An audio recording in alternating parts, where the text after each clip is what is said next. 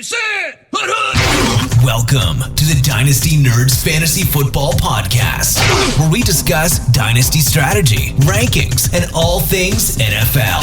So get ready to geek out on fantasy football with your host, Rich Dotson. And welcome to the Dynasty Nerds Fantasy Football Podcast. I am your host, Rich Dotson, here with my fellow socially distanced co-host, Matt O'Hara. Hey.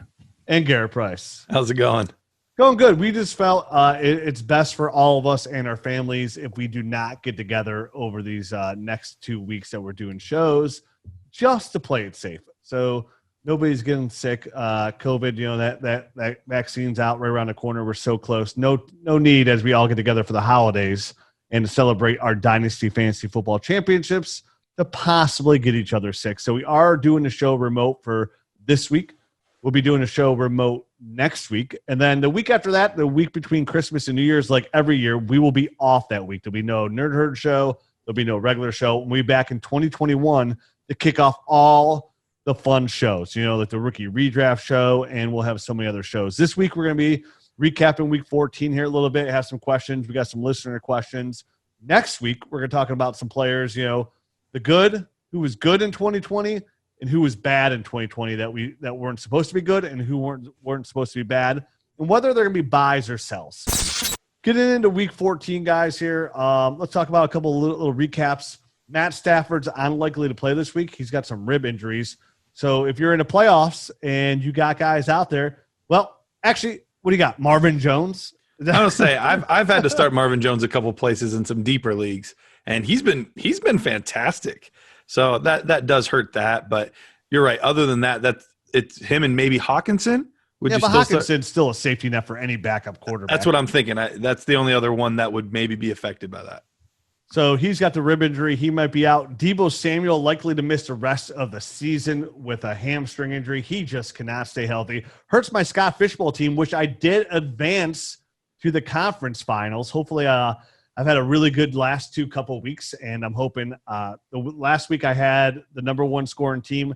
This week I had the second highest scoring team, so I need to be the highest scoring team this week to pull through. And, maybe one of these Dynasty Nerds guys would be a Scott Fishbowl champion. That'd be pretty sweet. That'd be awesome, man. Yeah, I'm sure I'll let that live under the rug and never talk about that again. Yeah, that seems like it's in your repertoire. Just to let that's a rich thing to do. Really play it low key. Yeah. I'm a self-patter backer. That's what I do. Self-patter backer. Look at this. Look at this. Way to go, Rich. You're the best. Handsome, best, great. Monday Night Football watcher, all the above.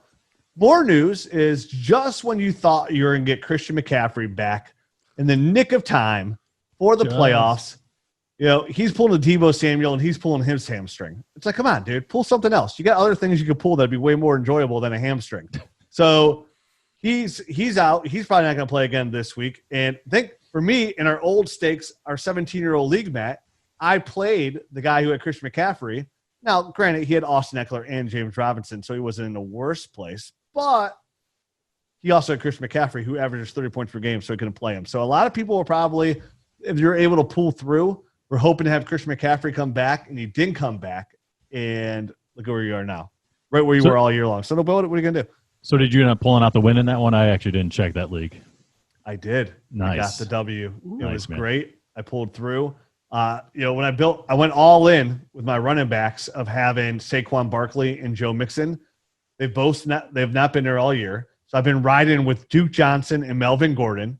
Got to the playoffs with them. I've gotten it done. George Kittle's my tight end. He's been gone. I've been riding with Robert Tonyan and Robert Gronkowski. They got done. I have my saving grace. Ryan Tannehill's been my quarterback, who's been very consistent, and then my receiving core of DeAndre Hopkins, Tyreek Hill, and Robert Woods, and DJ Moore too. So they've literally been carrying me through everything. I feel like I'm playing the guy who has Aaron Rodgers and Devontae Adams this week, who had a bye. I sent him a text. I hope they both have a terrible game. And he said, "Good for you." I have my home league. I have Aaron Rodgers as my quarterback. I have Devontae Adams. So I have that beautiful duo there. I had Jonathan Taylor starting for me this week, which he went off, had a massive game. Like I had Stephon Diggs, who went off on Sunday night, still lost. So Oh, Still, how many people are in this league? 3, 4? How did you It's a lose with that 10-team much? league. All right. Oh, those are the worst. No need to keep talking about that league. Yeah, for my league, I have Aaron Rodgers and Scott Fishbowl. So I can't root for him to be bad. I just got to root for Devontae Adams not to do as good because I don't have him.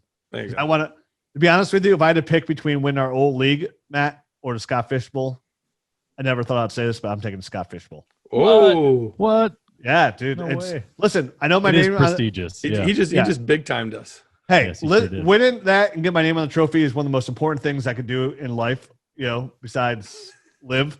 But Father, kids. I mean, get when you can married, beat those out kind of things. 1,500 other people and the best analysts in the world, I'm a self-gloater. We already said I'm a self-patter backer. Sitting there saying I won our 17-year league, that's great and all. Nobody cares. But winning that thing, oh, dude, I'm gonna have that on my tombstone.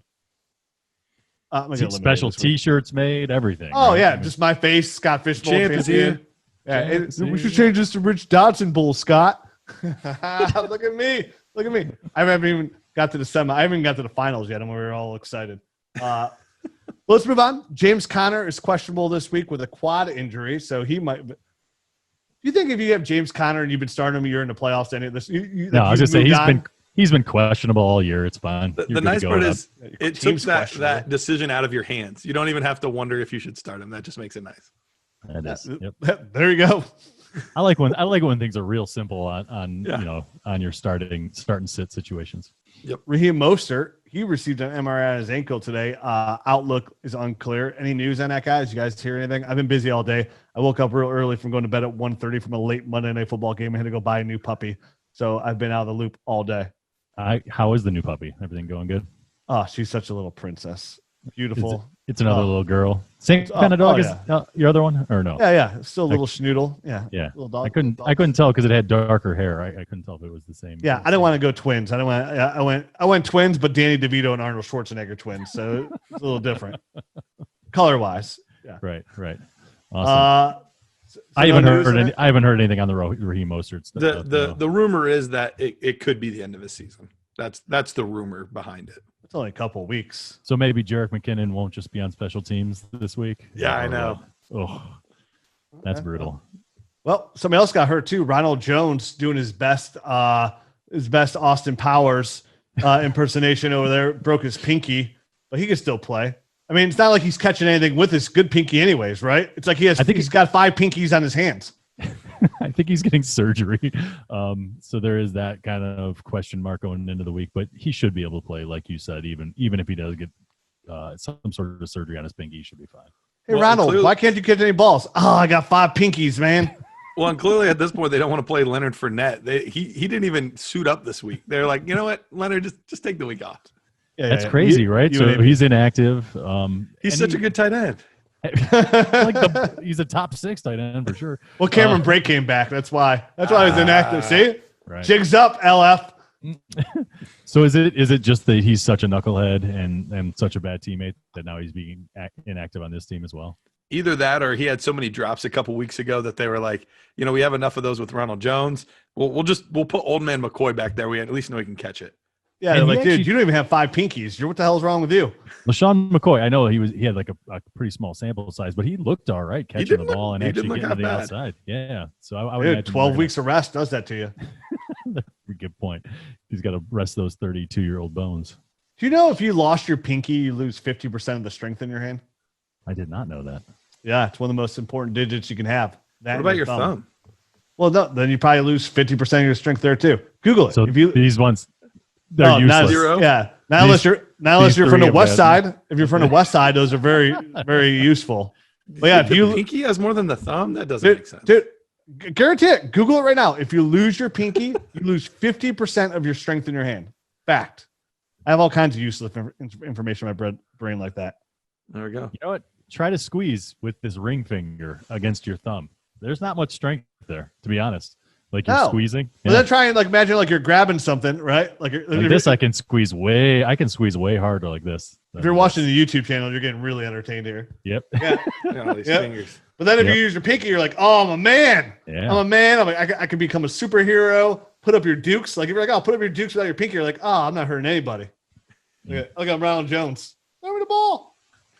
On that note, Devontae Parker, he's up in the air this week with a hamstring strain. So who knows going to catch the football out there right now? Jakeem Grant. I think it's Lynn Bowden, right? And Lynn Bowden. They call him Lynn Bowden. Lynn Bowden. So he had 7 receptions, 82 yards this past week, and really, I think he led the team, or was at least second in the team in targets. So, dude, we're so close to Christmas, we're going to see miracles. The bummer is Gesicki looked really good too, and he's now hurt as well. So he's looked fantastic these couple of weeks. I mean, he's making these catches, like he's going full extension. He looks like he's out there like Michael Jordan multiple times a game. Fantastic, Gesicki's looked. What happened with Gesicki? Because I didn't catch the. Yeah, I believe he's out this week. He got hurt like towards the end of the game. Let me look it up while you guys are talking. Was it a shoulder? Matt, let's guess. I think it was his shoulder. I'm gonna guess it was his pinky. I mean, if anything, because then he definitely can't go. He can't catch the ball. 50% of his strength. 50% of strength. Dude, you need that strength. He's been working out. He's been getting bigger. He's getting better. He's somebody that we talked about taking a big step forward this year, and he's looked really good these last 6 weeks or so. And him and Tua are going to be a great combination for Dynasty. I like Gesicki going forward a lot going into 2021. That's right. He did. It was he dislocated his shoulder. I remember him on the sideline. He was in pain. So yeah, they haven't officially said one way or another yet, but kind of the rumor mill is that he more than likely won't play, but we'll see. Oh, dude, what? No way. People I see in the movies, they get their shoulder dislocated and they just pop it right back in and keep fighting. Yeah. They're fighting aliens still. I mean, come on, you can't catch a football. Whatever. Hey, we're not all men with our pinkies. Yeah. If you don't have your pinky, I apologize. But hey, you can't win them all. So, any more news and notes you guys want to talk about before we go into some of our listener questions we have? Because at the end of the year here, we got to hear from the fans and see what kind of questions they have. I have no idea what these questions are. Garrett, do you have the questions? Oh, I have them. I'm ready. Oh, dude, they're coming. You know me. I'm always prepared. Dude, they're coming old dirty bastard style raw. Oh boy! Before we get that old ODB stuff, did you guys like what you saw out of Tua this week? You kind of touched on it a little bit, and obviously he was kind of going toe to toe with the Kansas City Chiefs there, and looked pretty good. I thought, this is exactly what you want to see out of a young quarterback towards the end of their rookie season, at least. Yeah, if you could buy him in a Superflex league, I mean, but you're not going to be able. I mean, maybe somebody's really so. Say right now, Tua, who was our number 2 QB coming out, where would you slide him in between? Is he behind for you guys, Justin Fields? And I mean, of course, obviously he's behind Trevor Lawrence, but would you rather have Tua or Justin Fields? Garrett, you probably answer this better because you're a Devy guy. As of right now, I'm still going to go with Tua just because we've seen it. And that's the hardest part with all of these guys is we don't know where Justin Fields is going to land. We assume it's going to be Jacksonville, but we don't know that for certain. A lot could change. A lot can happen between then and now. So Tua's shown me enough that I think he, at the very worst, can be a capable NFL quarterback. But I think his ceiling is much more than that. I think he could end up, fantasy-wise, being a top 12 quarterback consistently. So I'm in on Tua, and yeah, I wouldn't take him over T-Law, but I would over Fields. I'm with you there. I think I would take him over Fields as well, and I'm glad that you feel that way as well, because it's kind of reassuring me a little bit in a move that I made last year in Superflex when I traded away next year's first-round draft pick to move up to get to it in a Superflex league, and it ended up being a very high pick. It ended up being the second pick overall, which is so it's basically that deal. So it's exactly that deal, and I feel pretty good about making that move. After seeing the growth that he's had going along, but also getting the reassurance from you as well. And he's going to have a full offseason this year. The Dolphins have a plethora of pick. They have the Houston Texans first-round pick, which is locked in to be a top 10 pick most likely as well. So I would imagine that they're going to use that pick on a wide receiver. This wide receiver class is so strong. I would love for them to bring in a guy like Lamar Chase or Devontae Smith, someone on those lines to go along. Lamar Chase. Yeah. That's what I meant to say. I have a speech impediment. And to go along with Devontae Parker, who just signed his contract, but he'll be on a rookie contract, and then have Preston Williams as your number 3, which is a great spot for Preston Williams and Mike Gesicki. And then at some point in that draft, they have so many picks to use to draft one of these running backs, whether it be bringing a guy like Travis Etienne later with their pick, which would be later, or somewhere in the second round when you may build a guy like Javonte or Najee Harris or something along those lines. It would be interesting, too, to see him. I would have no problem with Chase just because he's a freaking stud. But somebody like a Rondale Moore or a Jalen Waddle, who's some of those speed threats that would play more out of the slot. Then you have your 2 bigger guys on the outside with Williams and Parker. But either way, you're right. They're going to add more weapons to that offense. But Waddle is probably going to slip just because of his injury. Probably he's so. not going to be But ready for the combine. They have a pick in the 20s, though. So.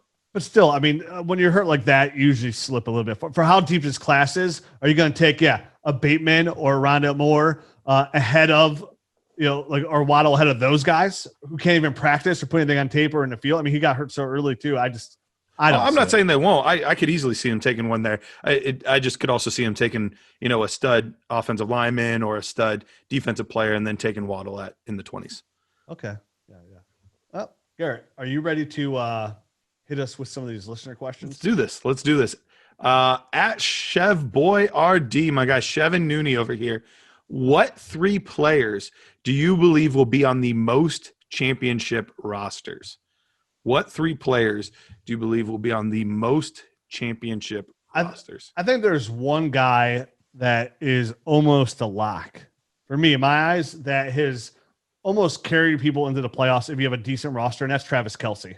You're talking about somebody who is in the top 3. Last time I checked, I don't know if it's still that case now, he led the league in yards in receiving for a tight end, which is insane. So if you get a wide receiver 1, which is already somebody who can like walk you to a playoffs alone if you have good stuff around him. But if you get at the tight end position and have okay players around him, that player is a game changer at the position. You're literally able to start 4. Like if you have if you imagine my team I mentioned before, DeAndre Hopkins, Tyreek Hill, and Robert Woods, and then you add Travis Kelce in the mix, I have 4 high-end wide receivers. And those are the kind of players there at 20 to 30 points per game, say average 25. You're getting 100 points just out of those 4 players. And then you could have average receivers. And if you have a guy like Ryan Tannehill at your quarterback who's giving you about anywhere from 18 to 27 points per game too, that is a championship caliber team that you just don't need to have that big game get thrown on top of you. You know what I mean? So I think Travis Kelce for me is one. Matt, you got one? I mean, I think we mentioned him earlier, but if you have the combination or if you have either one of these guys, Aaron Rodgers or Devontae Adams, I think you're doing pretty well for yourself. And I think those guys have done well enough and differentiated themselves enough to push you to a playoff spot at least. Absolutely. And I'll round it out since we've taken one guy from each position so far. The one position that's left is running back, and it's probably going to be Derrick Henry. Derrick Henry's had a great stretch here at the end of the year. He had another massive game this week, multiple touchdowns, and his schedule – the next 2 games are still very, very friendly games as well. So chances are he's going to have more than one 20-plus point game from here on out. So I think he'll be on a lot of championship rosters. Yeah. I'm ended anything. I will never say anything bad about Derrick Henry ever again. I've done it for 2. The feud's over. The feud's over. He's won out at this point. Again, he started off terrible his first 3 years. Terrible, Derrick. So I had a good foot in the stand. Yeah, you had a good run. But now for these last couple of years, he's proven that he is a dynamic runner, that in the Adrian Peterson mold, right? He doesn't have to be that pass catcher running back to be a high-end running back year in and year out. And I think at least for the next 2 years, he's still going to be the same guy. And he's going to be a top 6 fantasy running back. I was wrong. You know what I mean? He came on late. It's going to show us kind of like that. We see this every so often. So it's like, again, I always try to use when it comes to dynasty and analysis to get my hit rate really high is I like to use my eyes, but I also like to use not analytics, but analytics in my head of like, what have I seen in the past? Like what is the most common thing that I see? And guys like Derrick Henry usually don't end up being what Derrick Henry's doing, but we do see it occasionally. Guys that start off the first couple of years at running back and not play really well and then be great. A guy like Mark Ingram was probably the guy before him. So every maybe 5 or 6 years, we might see that kind of running back all of a sudden emerge. And I think this time it was Derrick Henry. I've been wrong. He's not. I do not believe any longer he's going to go down, or this is like a 2-year window. I believe he's going to be that 4-year window guy, which is you can't ask for anything more than that out of a running back. It's just I would say as if I was a Derrick Henry owner, which clearly out of any analyst in all fantasy football or dynasty, I'd be the top of the list of not having any Derrick Henry shares. It's clear as day. But if I did, I would be very mindful after not this year and not next year, but after the 21 season of selling Derrick Henry. He's going to have a really good track record. He should get you a really, really good return. I've mentioned many times how I totally believe in you should always be selling running backs no matter who the player is. I do think Derrick Henry would be a great sell at that point. All right, let's go on to our next question. At Brett G25 asks, I'm eliminated from the playoffs. Are there any deep stashes that might be on the waiver wire that I can pick up before the season ends? On the waiver wire, huh? It depends. It depends because it depends. Like all my leagues are 30-man leagues pretty much. So right. It's hard to get in there. I would look for a guy like Kelvin Harmon for the Washington football team. Somebody who I definitely think come in and be that number. It depends what they do in the draft at wide receiver. But I think he could come in and be a number 2 option for whatever quarterback they have in 2021. He's a receiver we liked a lot coming out in the rookie draft. I think he might be available in some way in deeper leagues or even definitely more shallow leagues. He's been hurt all year if he's not on somebody's IR, of course. I think Kelvin Harmon's one of the first guy that comes into mind. You guys got one? Like you said, this is a very, very difficult question because it's so league specific as far as the setup. Like you said, ours are so deep that it's hard. It's almost hard for me to like imagine there being a useful guy on the waiver wire this time of year in any of the leagues that I am in because they're so deep. And so this is a tough one in particular for me to kind of drill down to. Yeah, because anybody worth a damn is going to be on a waiver wire. It's yeah, and that's why you play Dynasty. For guys like they're going to be sitting there like, oh, upside guys for next year. Those guys are in the bottom of people's rosters just sitting there. But right. I think a guy like Kelvin Harmon comes to mind, like I mentioned before. JJ Taylor, just because the situation Taylor would be a good one in New England. You know, James White. James White, thanks. He's likely gone after the season, so that might be a nice guy to pick up. Chad Hansen's looked pretty good these last couple of weeks for the Houston Texans. We don't know what they have no draft picks at all going into this draft, so they're gonna need some help at somebody cheap. And Chad Hansen, somebody who I liked a lot.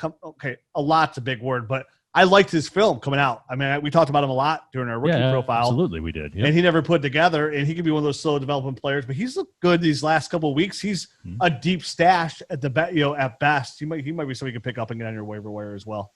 2 guys that I like that who knows, but there's a shot they could be on your waiver wire.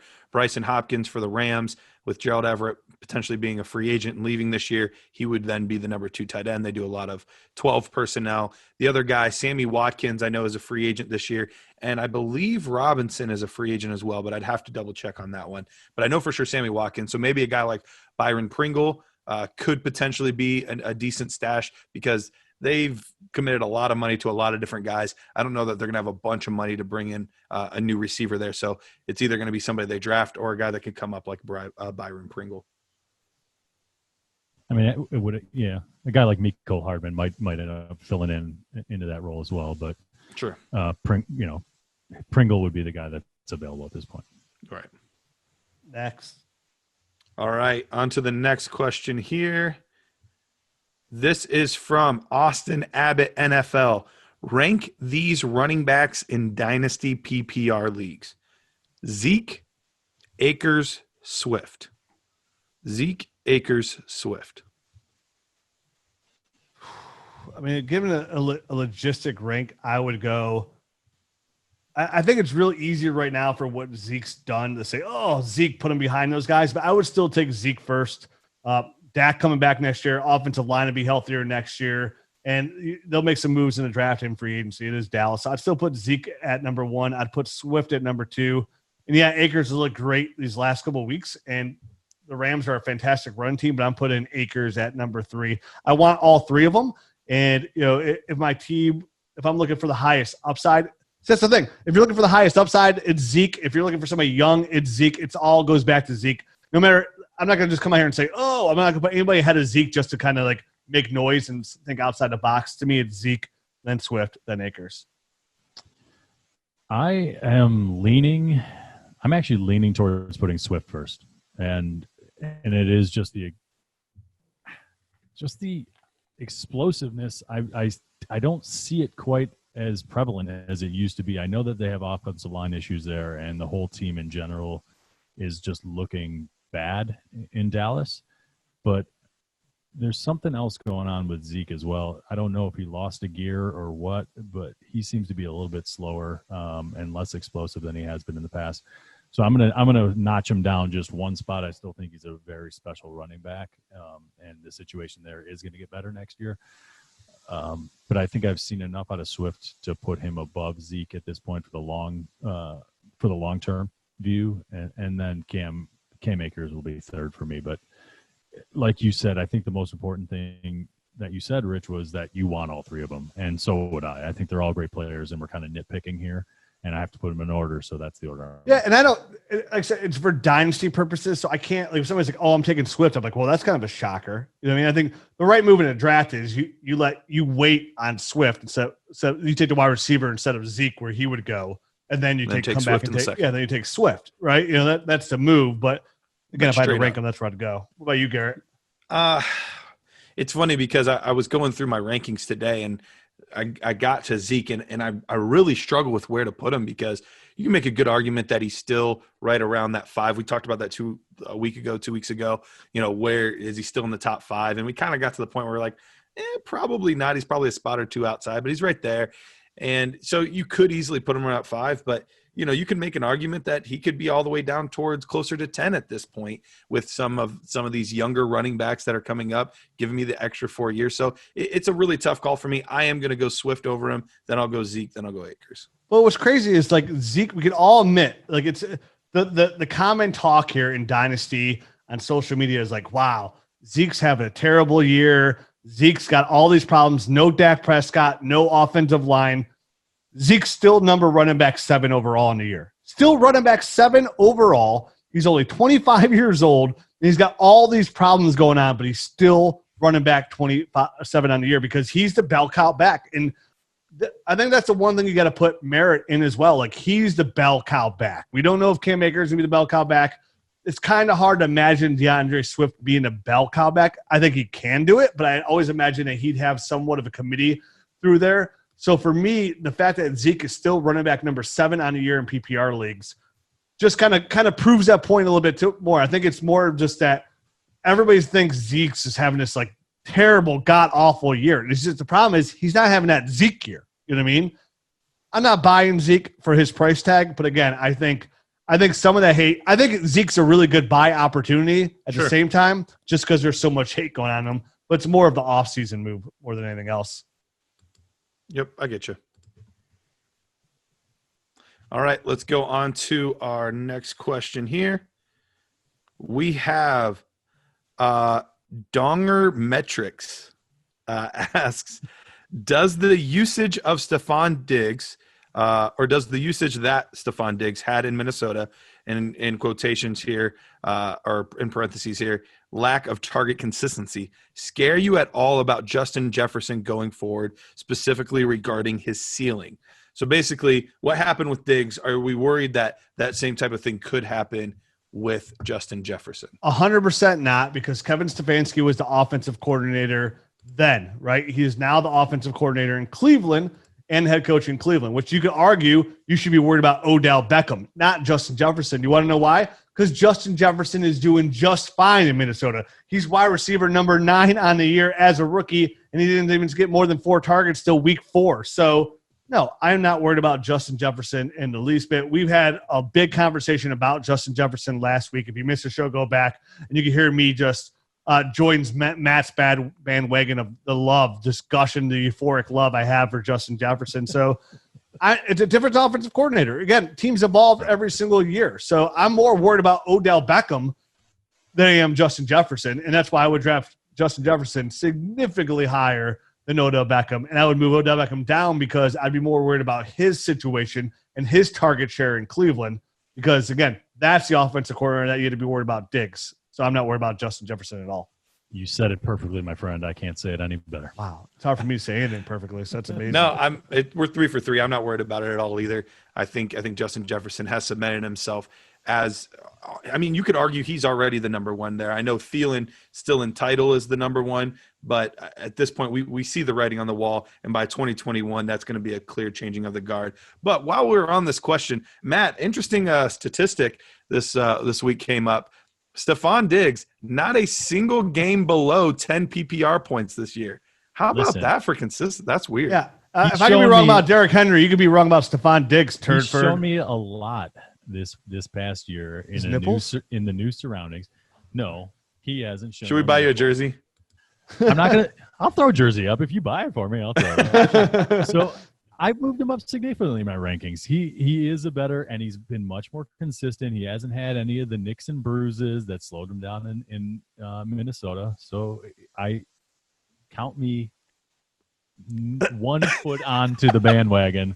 He still can't do it. I got 1 foot on him, hopping on the other one. That's as good as you're going to get. You know, another reason not to be worried about the Minnesota offense, their running back is the number 2 overall running back in PPR leagues. Justin Jefferson is running back or wide receiver number 9 in PPR leagues. Adam Thielen is wide receiver number 11 in PPR leagues. So they have the number 2 overall running back and 2 wide receiver, top 11 wide receiver ones in offense. So there's nothing to be worried about whatsoever. Let me see where Kirk Cousins stands. I was just going to say, he's actually been He's surprisingly a QB1. He's QB 12 overall. And listen, this offense has made Kirk Cousins a QB1. Again, it's the perfect time for miracles right around this Christmas time. I don't know if you celebrate it, but if you don't, it's still that time for miracles. You can't stop that. Look at Kirk Cousins, QB 12, QB1. Proof. AKA Captain Average is a QB1. I mean, that's crazy. Holy Cowboys and Indians. Kirk Cousins, QB1. Just when I thought I couldn't. 2020, what a year. Am I right? Am I right, guys? Wow, look at this guy out here slinging it. Garrett, next question. Before I go, my head's going to explode. Holy man. Andy Barrett, NFL, asks, how much has this season impacted Debo and Godwin's value in Dynasty? They seem to be getting more and more injury prone. Should we still be targeting these two as a buy? And if so, for how much? Yeah, I mean, anytime anybody gets hurt, it's a buy window. Definitely when they're good players. Debo Samuel, being hurt all year, different injuries, it's somewhat of a concern, but I think I'm throwing all that off the table this year for 2020 with no, practices, no preseason, a lot of soft tissue things like another hamstring. It's just you're trying to force yourself to come back to get some playing time this year. Hey, is Saquon Barkley not a top 5 running back because he tore his ACL? No, I'm not. Frank Gore tore both of his ACLs before he became an injury, and the guy's played longer than dinosaurs been alive. So no, I'm not worried about it. For this year, I look at every injury as a buy-in opportunity. That's how I look at it. Let's get to 2021. And then if it continues, then, hey, I got burned a little bit. But still, I think when they're on the field, they're going to produce. And right now there's already talk in Tampa Bay that Tampa Bay is franchising Chris Godwin. Like, they're not going to let him leave. So that's how much they think of Chris Godwin and want him part of this offense, even though they're paying Mike Evans good money. I mean, I'd be as far as Chris Godwin's concerned, I'd be more concerned that Tom Brady's going to be there, which seems to be killing his value than his injury history. So I know that he's been nicked up. He had a finger issue as well, correct, that he had surgery on. So that's been slowing him down a bit. That's got to be tough to do as a receiver too, a broken finger and still out there catching passes. Like, you got to give him some respect for that. Yeah, absolutely. Put some respect on that, Matt. And Tom Brady's QB number 8 overall. So I don't even know what you're talking about. Tom Brady holding him back. The guy had one of the best deep ball passes last week as well. But he went through a stretch of like 4 games where he didn't complete a single pass downfield. Yeah, and guess what, Matt? He's stretching, and that's why he's not hurt. Okay. I think it's just a slightly different offense under Tom Brady, and I think it's evident. You can look at Mike Evans and Chris Godwin's numbers and see the value dip a little bit there. Oh yeah, I'm a Godwin owner in a league, and I miss Jameis Winston badly. But exactly. Hey, Tom Brady can't play forever. Okay, he's not Frank Gore. He's not Frank Gore. No, I'm not worried about Godwin at all. I agree. This is a good buying opportunity. I am starting to get the slightest bit concerned about Debo. That was his biggest thing coming out of school, was all of the injuries. And then injured rookie season, injury riddled sophomore season.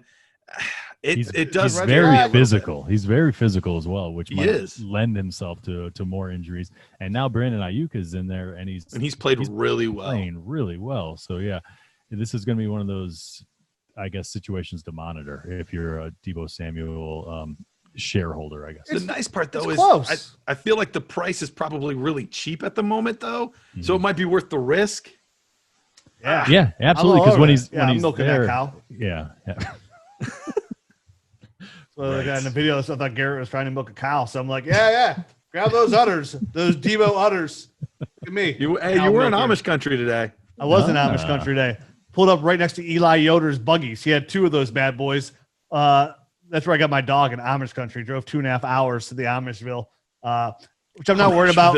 I'm not worried about them hearing this, so I'm not. You know what I mean? It is what it is. At that point, but it's like, my kids never saw it. My one son's like, I could live like this. I'm like, dude, you're on your iPad all of the time. You would be after churning that butter and milking those cows and picking up that horse poo. Like you'd be begging me to come home. You can't live like this.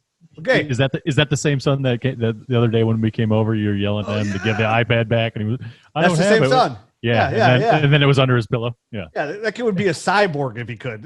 So much he loves electronics. So yeah, I'm not gonna. But listen, Mrs. Yoder made me some cookies. And listen, great. I have nothing against Amish. They don't have to watch football. It's just I can never live that life. That's just me personally. So I'm biased. It's a personal choice. Yeah. If you're like, hey, I'm taking away electronics, I'm like, I guess that's not too bad. I mean, I can't do a podcast anymore. But they're like, oh, wait, I can't watch the Browns? Blasphemy. Moving on to the next organization. Thank you. Thank you. Sorry if you're Amish and I offended you. I do love the Amish. They make great furniture. And they're very, very nice people. All right. I'm not even fully sure I can say this name. So we're just going to read the question. Who is your favorite of this year's rookie running backs? And would you be willing – it says, can you trade them for good value this offseason? I'm guessing he's asking, can you get them for a decent value? I don't know. So we'll go with that. Who's your favorite rookie running back this year at this point? It doesn't have to be the guy that you picked preseason, but right now, who's your favorite one? And what would you pay? What would you think would be the right price to pay for them? Matt, you go first. I've gone first for this whole 40 minutes. So I feel like I normally do, and I'm just a mic hog. And you are a mic hog. It's way easier to do when you're not here in front of me. I just feel like I got to keep talking. My favorite rookie running back is Deandre Swift. And I think it was one of these things where I've come complete full circle. You know, when I was watching his tape before the 2019 draft, we were saying, wow, I cannot wait till DeAndre Swift comes out. And you know, the lead up to the draft, it was the same old where we had him at number 1 the entire time. And then he slid back for reasons, you know, dumb reasons, that he got drafted to the Detroit Lions, that we just didn't like the situation as much. But now I think that he's finally gotten a chance to show the NFL and show all of us exactly what he can do. I brought him all the way back up to the top of my ranks here for running backs. And he's the one that I want. I see the most upside for going forward as well. My answer is, and I know this is not the answer anyone wants to hear, it's all of the above. This is probably the best running back class we've seen since the Saquon Barkley, Christian McCaffrey class. And you could argue, Nick Chubb, you could argue this could even be better in the long term. I mean, the one guy who wasn't even drafted in most rookie drafts, and James Robinson, is running back number 4 overall.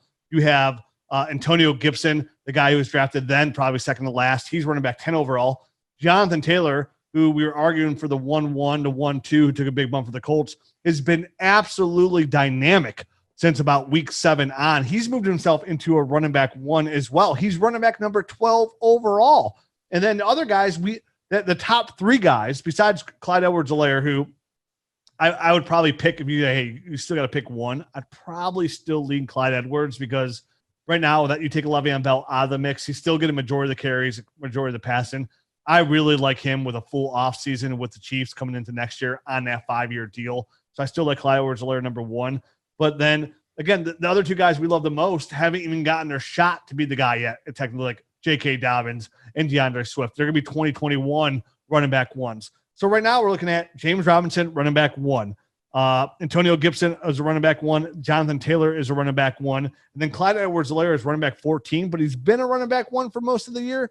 So that's 4 guys right there at that running back 1 average. Deandre Swift is currently running back 22, which is he's only played 10 games, which is crazy in itself. He's running back 22. He's a running back 2 in that format. So we're talking about you add Deandre Swift into it and you add J.K. Dobbins as the full-time guy. We have potentially in one draft class 6 running back 1s. That is absolutely unheard of. To go with Alvin Kamara, Dalvin Cook, Derrick Henry. Kareem Hunt is a running back 1 right now, has been all year, but he might get forced out. But then Zeke Elliott as well, so that's 4. Josh Jacobs is still running back 1.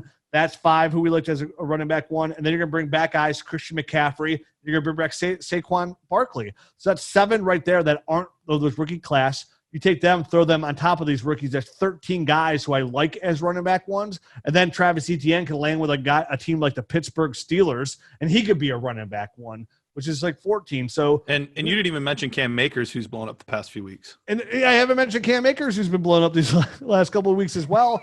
I like this look, Rich. And I don't know what to do with my hands. And somebody else who's been hurt all year too, who just signed a good deal, and Austin Eckler, right? I'm just getting voluptuous, Matt. Austin Eckler as well, who is a running back 1. So he's number 9 on top of these 7 rookies. So we're going to have 18 running back 1s. This is turned into tight ends. Yes. I'm just saying I have never seen this much talent at such a young age in dynasty fantasy football at running back. It's just even more so of why you should just grab some of these elite receivers, because in round 3, listen, you grab 2 stud receivers, or you grab a stud tight end and a good receiver in you're doing a startup early, and then don't worry about taking that, Christian McCaffrey 1 overall. Just go ahead and get 2 running back 1s or 2 high-end upside young running backs in rounds 3 and 4 in back-to-back picks. It's just, I've never seen this. We've always been struggling to find guys that offer that upside, that are, because we're begging for that youth in dynasty, right? We're just begging for it at the running back position.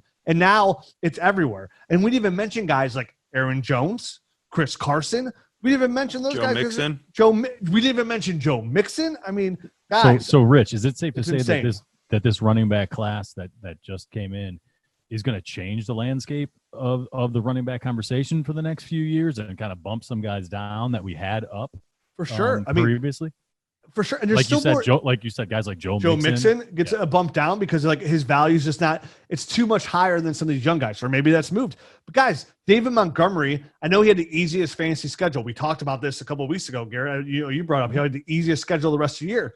He's looked absolutely great these couple of weeks as well, where we thought, hey, the Chicago Bears were not going to have David Montgomery as a running back next year as they get a new quarterback.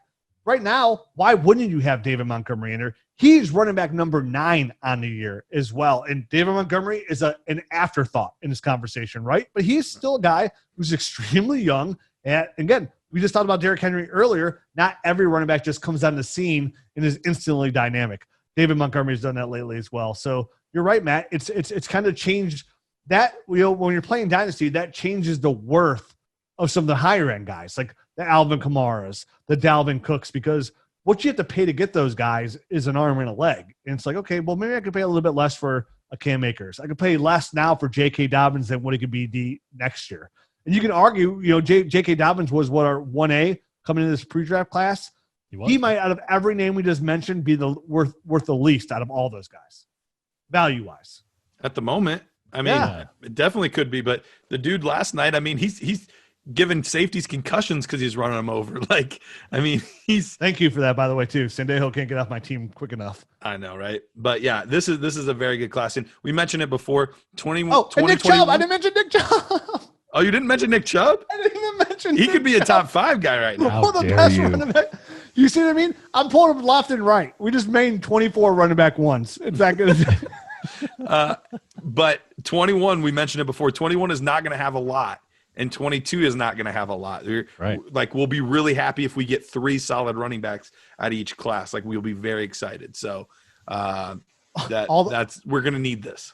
To Trade for the 2020 guys because all the rest are turds. All the Melvin Gordon owners just had like a tear just fall down their eye. They're like, he's worth nothing. Kenyon Drake owners, like who's running back 15? Kenyon Drake owners. Oh no. Ronald Jones truthers, like, look at him. He's running back number 13 on the year. He's still really good. You're like, oh no, there's more. But there's guys like that we're like, that we're not even talking, that we didn't mention, you know what I mean, that are still guys that hold value at the running back position. So, sure. Yeah, there's 36 running back ones. Get them while they're hot. All right. From our guy, this one's directed at me, Firemedic 27. Do I love Cam Akers yet? I still don't love Cam Akers. I still think there's a lot of risk involved. Has he looked really good the past 2 weeks? Absolutely.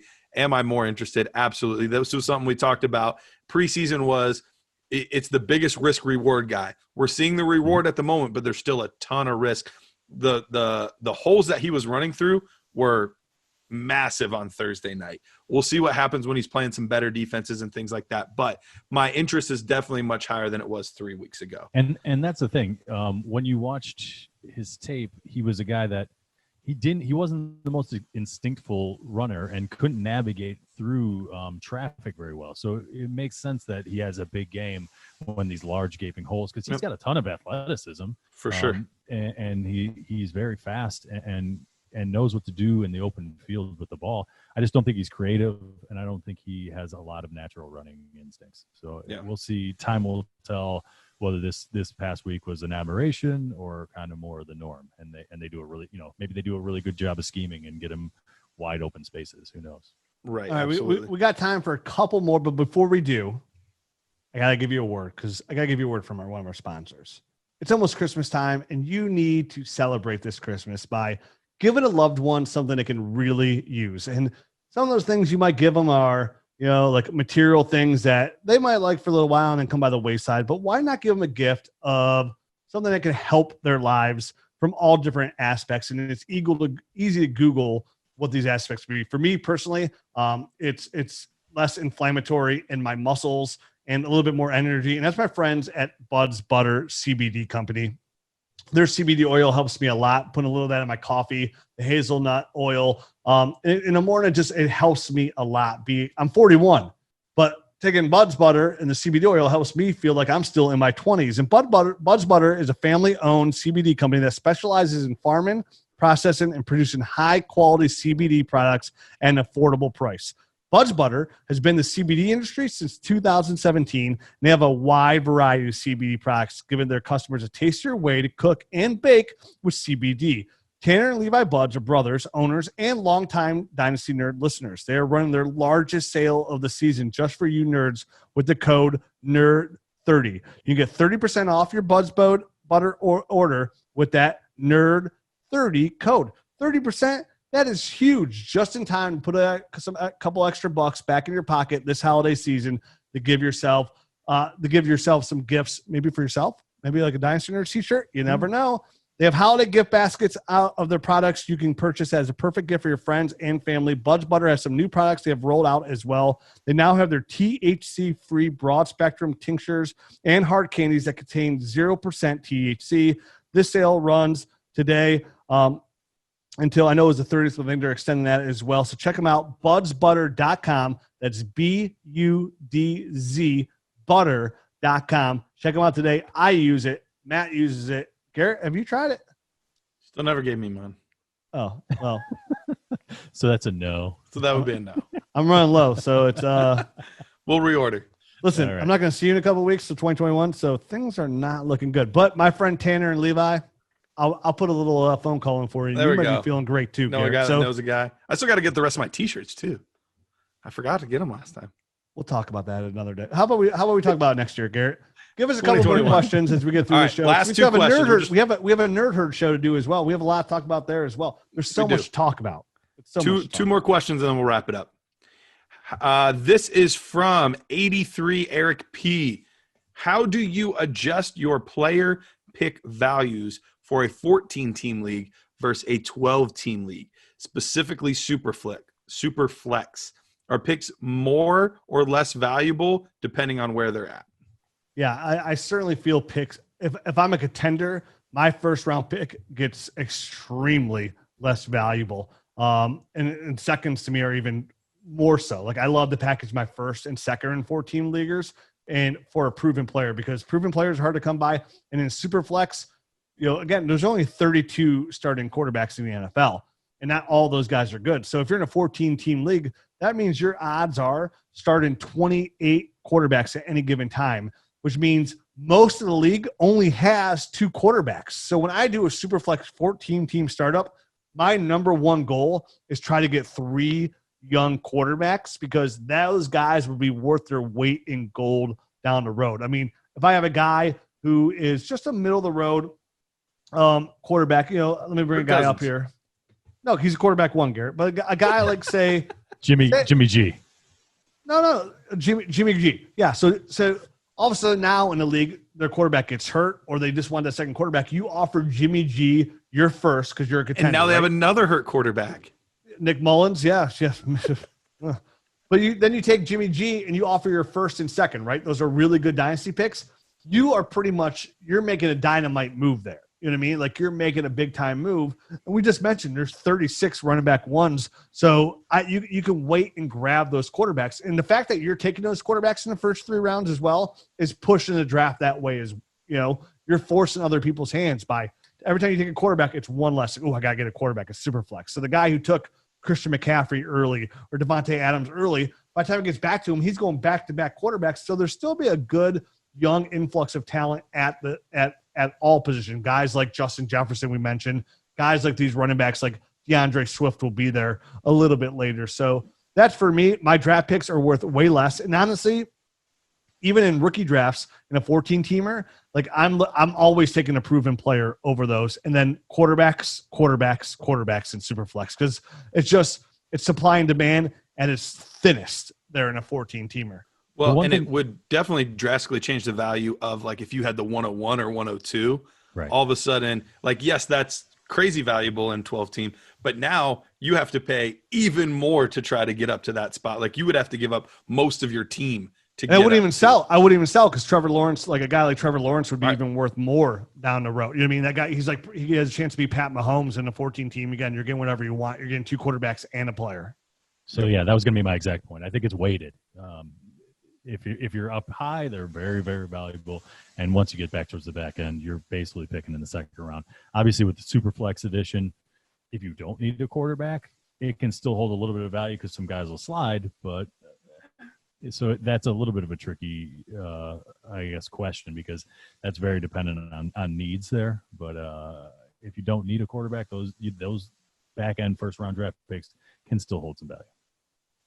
All right, last but not least, at Demers 85, did Lamar really take a poop last night? I was at the game. He said he didn't take a poop. It was really cramping. We saw that video of him clenching those butt cheeks and shooting some out of the way. You don't look too cramped there. You look like you're hurting into chocolate highway, buddy. So I wish you would have just held it in for literally 30 seconds more or 1 more minute, and then my Browns. Or just not have McSorley get hurt. Yeah, I mean, thanks to the chef who mixed his meal that day. You did your best. It helped a little bit, but he definitely was pooping. He commented. He said, "You guys are tripping," and he was like, had the crying, like laughing so hard that he was crying emoji. Yeah. I wasn't taking a poop emoji. Yeah. Like, we're tripping. You're pooping, which is crazy because that puts me at 2 poop games. Because I was at the Ohio State Penn State game where Joe Paterno ran out the field early and he had to go poop. I was at that game in person too. I was living in Columbus on campus at the time. So yeah, 2 poop games. I've been at 2 poop games. Look at me. Look at me, Mr. Turd Ferguson. Doing my little mojo on the opposing team. Like, hey, Joe Paterno, how's that corn churning, huh? Yeah. I think that's just old man syndrome there. Well, Lamar Jackson. Not with Lamar. Not Lamar. So, that's it. Good luck if you're still in the playoffs. Hope you come away and get into those. What's next week? The finals? Next week's the finals. Oh my goodness. I'm in 5 semifinals league games. It'll be semi, right? Week 15. This week coming is week 15. Yeah. Good luck at your for semis. our next show. For the next show. Gotcha. I misunderstood what you're saying. Yeah. Semis week, Matt. You go by the semis. You do this little horn move. Yeah. Hey guys. So good luck to everybody. again, we'll be back next week with our guys who did good that we didn't think were good, and guys that didn't do good that we thought should have been good show. And are they buys? Are they sells? Will they be good again next year? Will they be bad again next year? Don't know, but we'll let you know next week. And remember, after that show, we will be off for a week to celebrate the new year and the holidays. Absolutely. Mike Williams, I love you. I'll do next week, nerds. Adios.